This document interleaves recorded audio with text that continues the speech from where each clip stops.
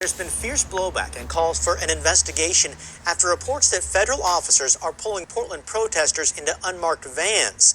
The reports raise various questions. Among them, are the feds driving unmarked vehicles? The video suggests, yes, they are driving an unmarked van, which is not uncommon for federal law enforcement.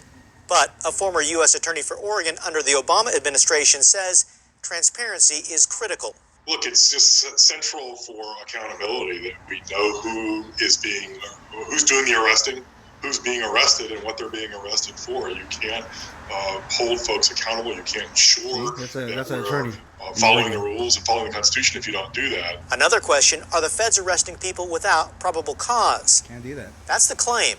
In an interview with OPB and the Washington Post, one Portland protester said he was searched and placed in a holding cell in the federal courthouse.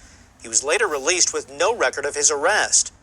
The U.S. Attorney's Office has asked for an independent review from the Office of Inspector General. Are the feds making arrests away from the U.S. courthouse? Yes. Court records indicate federal officers have spotted someone who committed a crime, then tracked them down elsewhere and made an arrest. And finally, who are these federal officers? Federal law enforcement, including the U.S. Marshals, Federal Protective Service, U.S. Customs and Border Protection, and Homeland Security, were called in earlier this month from outside the area to help protect federal buildings in downtown Portland.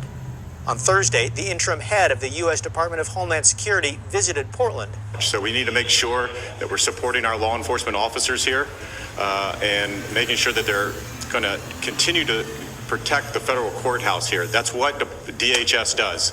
Homeland Security responded to the criticism with a statement explaining that federal officers seen in the video could be identified because they wore a Customs and Border Protection insignia, and they moved the suspect out of the area in a van because a, quote, violent mob was moving toward their location, although no such group could be seen or heard in the video.